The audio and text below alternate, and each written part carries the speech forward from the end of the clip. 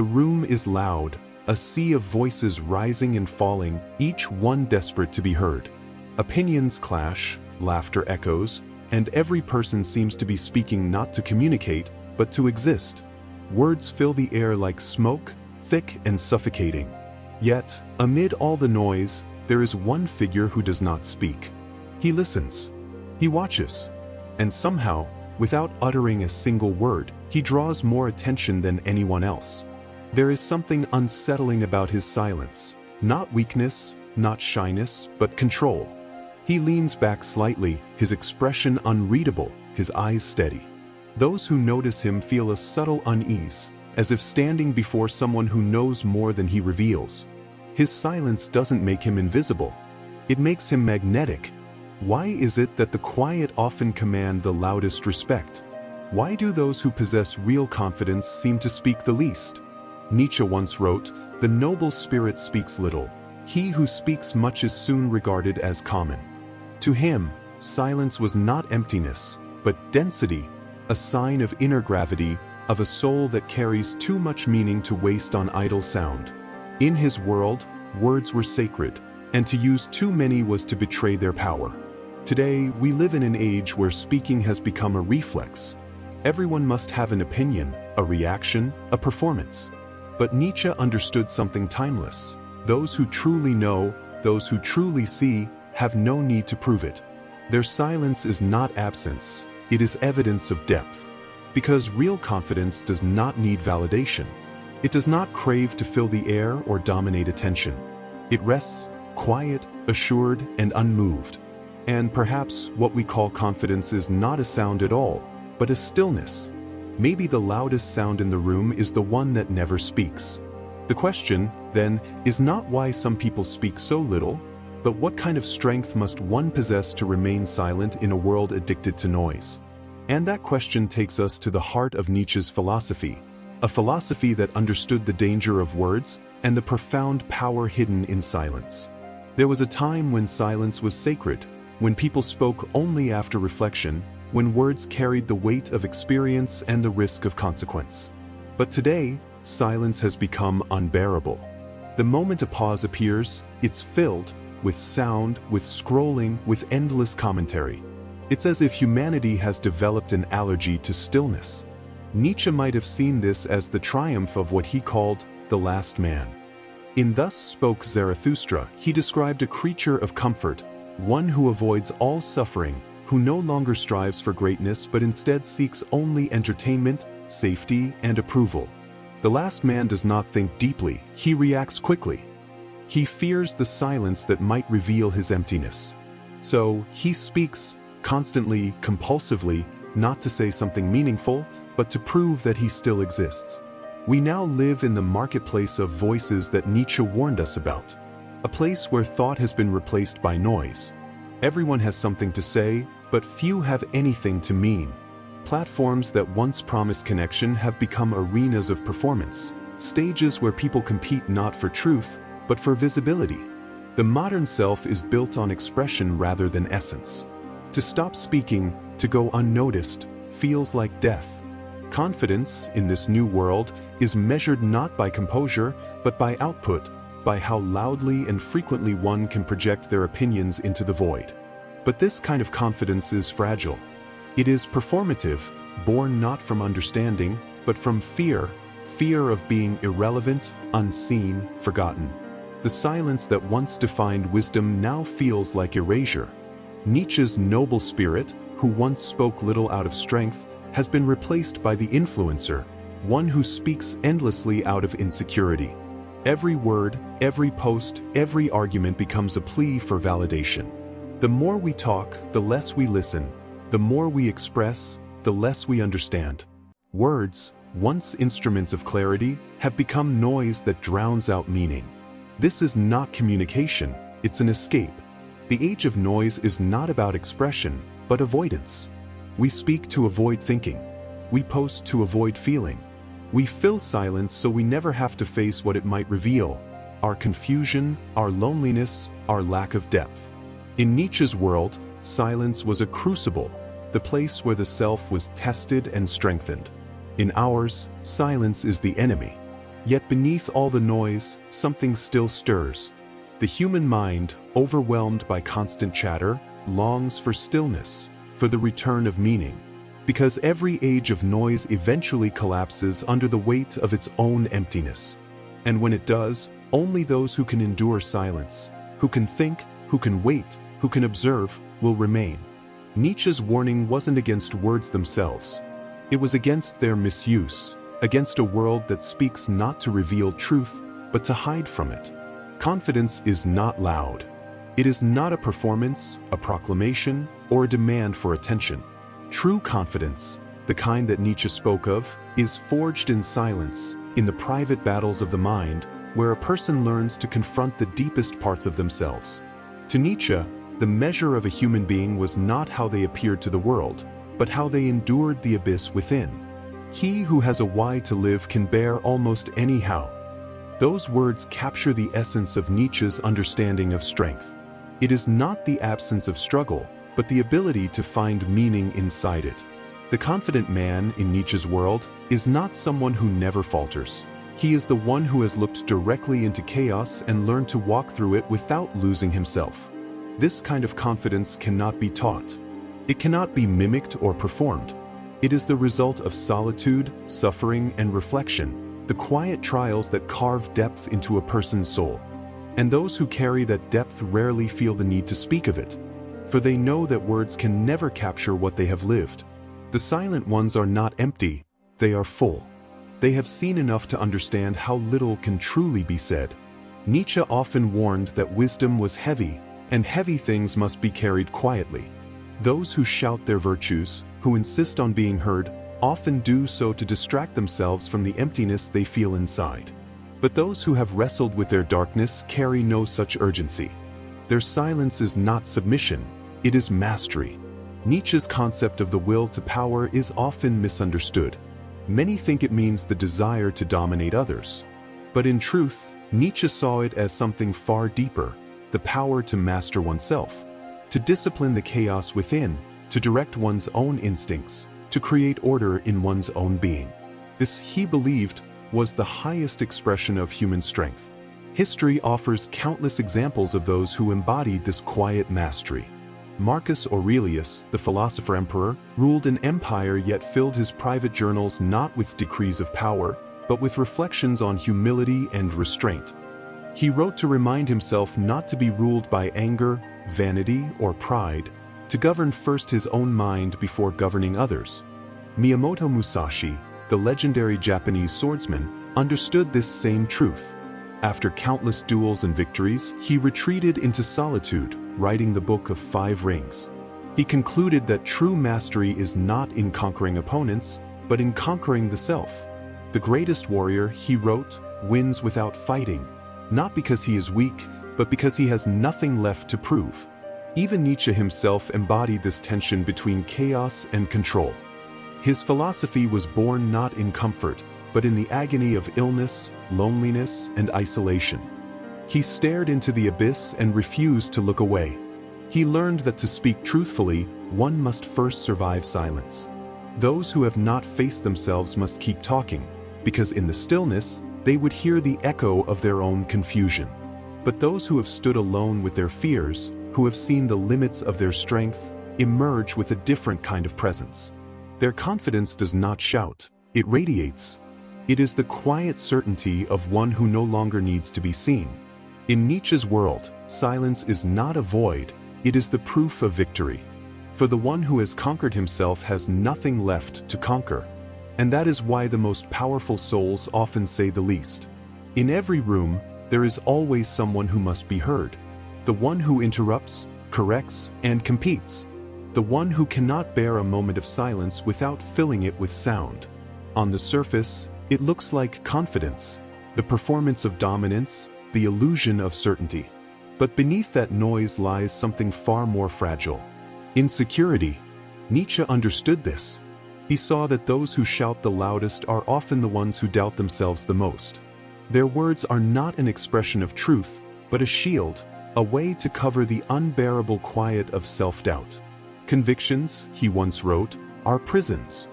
and those who cannot stop speaking are often the most imprisoned by their need to be right. Carl Jung later explored the same dynamic through the lens of the shadow, the part of ourselves we refuse to acknowledge. The insecure mind cannot sit in silence because silence exposes the shadow. It forces us to confront our inadequacy, our fear, our lack of certainty. So instead we talk. We project. We perform. The louder the voice, the more desperate the need to silence the inner one. This psychological pattern is everywhere. In meetings, the one who interrupts most is often the least secure in their competence. In debates, those who refuse to listen reveal how fragile their beliefs truly are. Online, the endless arguments and comment wars are less about truth and more about visibility, a cry for significance in a world that forgets people quickly. Modern psychology has a term for this: verbal inflation. Just as a government prints too much money to hide economic weakness, people produce excessive words to hide emotional weakness.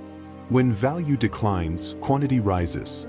Insecure individuals inflate their verbal presence to compensate for their inner void.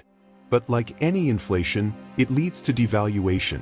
Their words lose meaning, their voices become noise, and their influence fades. In truth, the need to be constantly heard is not about expression, it's about survival. The insecure mind equates silence with erasure. To not speak, to not post, to not assert, feels like disappearing. And so, the cycle continues. People speak not because they have something to say, but because they cannot bear not being seen. Nietzsche would call this the morality of the herd, the compulsion to conform, to join the collective chorus, to exist only through recognition by others. Jung would call it ego inflation, the false expansion of the self through external validation. Both saw it as a symptom of inner weakness. The truly strong individual, by contrast, finds power in restraint. They are not afraid to be misunderstood, unseen, or silent, because their sense of self is not dependent on noise. There's a reason why the loudest people rarely lead, and the quietest often do. Leadership, real leadership, requires the capacity to listen, to think, and to choose words carefully. Noise seeks control through volume. Confidence commands through presence. Think of the people you truly admire, the mentors, thinkers, and friends whose words stay with you long after they've stopped speaking. They do not need to prove themselves. Their silence carries more weight than another's speech. That is not coincidence. It is mastery. Insecurity is exhausting. It demands constant reassurance, constant attention, constant sound. But the mind that has found stability does not need to announce it. It exists quietly, fully, and unshaken. And so, the irony is this: the more a person needs to be heard, the less they are truly saying. The quieter one becomes, the more meaning each word holds. Those who know themselves do not fear silence, because in the absence of noise, they can finally hear the truth. Silence is often mistaken for weakness. In a world where noise equals presence, and expression equals existence, silence feels unnatural, even threatening. Yet history and psychology whisper a different truth. Silence is not emptiness. It is focus refined to its purest form, a sharpening of awareness. The modern world rewards those who speak first, react fast, and fill every void with words. But the one who watches, who pauses before reacting, sees the invisible architecture behind every event. In Nietzsche's view, strength begins not in domination, but in perception. He believed that awareness, true, disciplined observation, separates the powerful from the powerless. To see the motives behind behavior, to sense the emotion behind a mask, to detect the manipulation beneath rhetoric. This is the art of the silent observer. Consider the Stoics, who built entire philosophies around restraint. Marcus Aurelius wrote that one's ability to remain undisturbed is proof of internal mastery. The Stoic did not win by argument, nor by persuasion, but by composure. In their stillness, they saw the movement of the world, and because they did not react impulsively, they could shape the flow rather than be swept by it. Modern neuroscience echoes this ancient wisdom. When the brain is silent, when we resist the urge to react, the prefrontal cortex, the seat of rational thought, awakens. Emotion subsides. Perspective returns. Every pause becomes a recalibration, every moment of quiet a reclaiming of control. Meanwhile, those lost in constant expression strengthen the circuits of impulsivity. They become servants to their reactions, prisoners of their emotions. Picture a general before a decisive battle. His advisors argue, voices clash, panic spreads. But the general says nothing. He watches. He observes patterns. Who speaks from fear, who speaks from ego, who speaks from truth. In the space others fill with noise, he collects clarity. His silence is not inaction, it is reconnaissance. When he finally speaks, his words carry the weight of every observation he has gathered. And that, more than strategy, is what wins wars, the discipline to see before acting. Or imagine a philosopher in solitude, removed from society's clamor. In silence, he confronts the raw fabric of thought, unfiltered, unshaped by others' opinions. He listens to the subtle movements of his own mind. What emerges is not emptiness, but depth, the kind of understanding only possible when the world's distractions fade into the background. Even in the modern boardroom, silence is power. The executive who listens longer than others commands the room without speaking. His calm unsettles the impatient. His measured responses disarm the impulsive. In the age of constant notification, his stillness feels almost supernatural. Silence, then, is not the opposite of expression. It is its refinement. The observer holds the real power because they understand what others overlook. That control of reaction is control of outcome. In every age, from the battlefield to the marketplace, the most dominant force is not the one that shouts the loudest, but the one that sees the most clearly. In a world where everyone is desperate to be heard, to speak less, or to not speak at all, becomes an act of rebellion. Silence, once a virtue, is now seen as guilt, indifference, or weakness. But Nietzsche saw something different. To him, silence was not retreat. It was strength. The refusal to kneel before the herd. Nietzsche called the masses, the herd, a term not of cruelty, but of clarity. He saw in them the instinct to belong at all costs. The herd does not ask what is true, only what is accepted. It does not seek meaning, only safety. It follows trends, opinions, and moral fashions with the same unthinking obedience that animals follow the scent of the pack. The herd fears solitude more than death, because to be alone is to confront the self. And nothing terrifies the average soul more than facing what it truly is. In Nietzsche's philosophy, silence is not the absence of voice. It is the refusal to speak in the language of conformity. The higher man, the one striving toward the ideal of the Übermensch, stands apart not because he shouts louder, but because he no longer needs to. He creates his own values. His silence is not ignorance, it is sovereignty. He does not need to prove his virtue through noise, nor display his intelligence through endless commentary. His restraint, his stillness, becomes a declaration. I do not belong to your herd. Look at the modern world and Nietzsche's vision unfolds with haunting accuracy. Social media has become a marketplace of virtue, a global bazaar of outrage, opinions, and performances of morality. Everyone must signal their belonging, display their outrage, share their stance. The modern herd does not graze in fields. It scrolls, posts, reacts. And silence? Silence is treated as betrayal. To stay quiet when everyone else is shouting feels almost criminal. But this is precisely why silence now carries revolutionary weight. To withhold your voice in an age of noise is to reject the economy of attention that thrives on outrage. It is to stand outside the algorithmic machine that feeds on reaction. When one chooses not to post, not to react, not to argue, one breaks the cycle. Silence, in this context, is not passivity. It is refusal. It is the modern version of Nietzsche's rebellion, an invisible protest against the tyranny of conformity. The Übermensch does not seek applause. He knows that truth does not require validation. His silence is full, dense with awareness, conviction, and clarity. It is the silence of someone who has stopped needing to belong. In the end, Nietzsche's war against the herd was not a war of violence, but a vision. The silent man, the one who does not yield to the compulsions of noise, becomes a threat to the collective illusion. His quietness exposes how frantic, how fragile, and how hollow the herd truly is. In that stillness lies the highest rebellion, the triumph of the individual over the collective. We live in an era where speaking has replaced thinking, where volume masquerades as vision, and performance has consumed truth. The modern tragedy is not that people have lost their voices, it's that they no longer know when to be silent. We equate noise with intelligence, and confidence with credibility. The more someone speaks, the more we assume they must know something, anything. Yet often, behind the flood of words lies a drought of wisdom. Nietzsche warned of this long before the age of microphones and algorithms. He called it decadence, the moment when a culture begins to value appearance over essence, noise over meaning, and performance over substance. In such times, the philosopher, the thinker, the quiet mind, they all become alien. The crowd celebrates the one who speaks, not the one who understands. Truth fades beneath the glare of spectacle. Today, the stage of this decadence is global. The political arena has become a theater of soundbites. The loudest voice wins, even when it says nothing.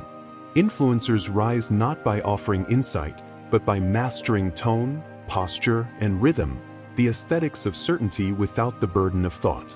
Even in academia, complexity is often replaced with jargon, not clarity. Everyone wants to be heard, yet few want to understand. Social media has turned this performance into a daily ritual. Millions compete for seconds of attention, sharing opinions on everything, expertise on nothing.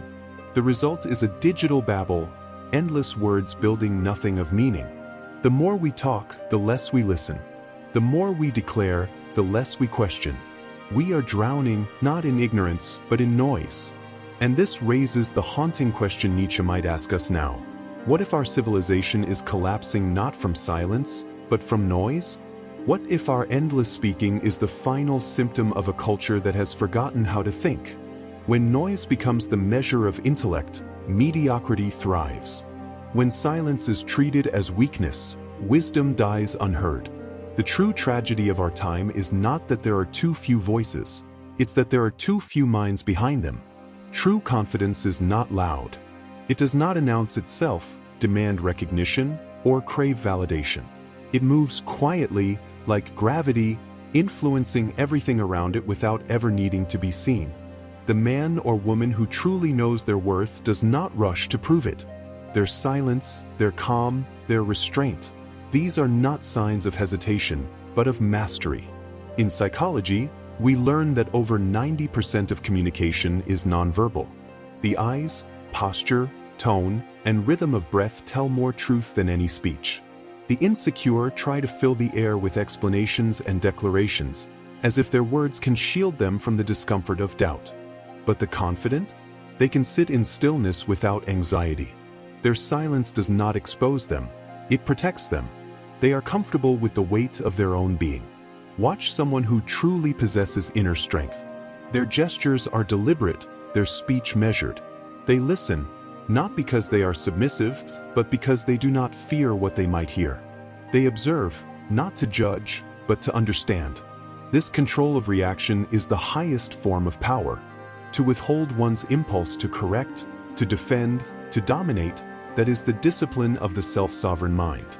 Nietzsche called this the act of self-overcoming, the continual conquering of one's lower impulses, the transformation of chaos into composure. He believed that greatness begins where the noise of the ego ends. Those who have confronted their own weakness no longer need to parade strength.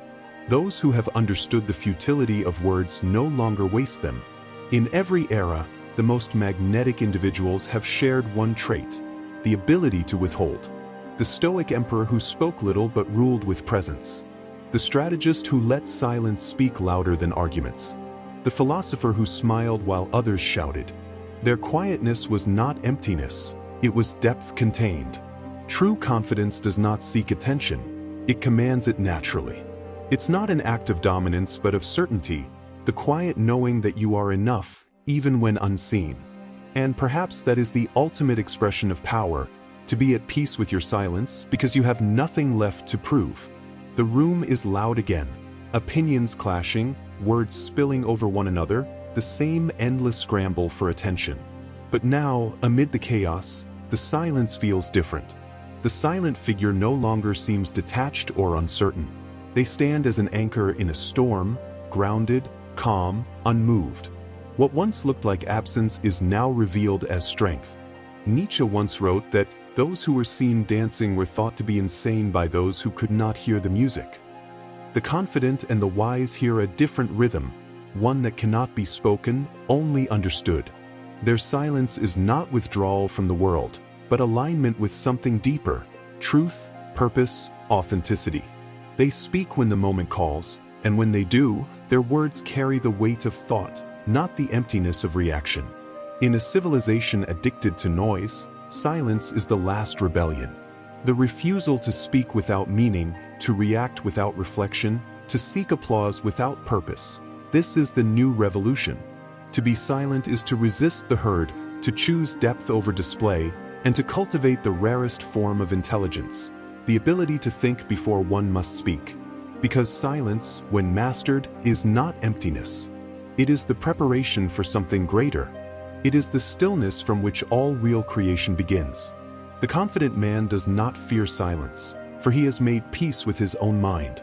And perhaps that is Nietzsche's final whisper to us across time, that in the quiet, we do not lose our voice. We discover it, and when we finally speak, it will not be to join the noise, but to cut through it, with something that cannot be ignored: the truth.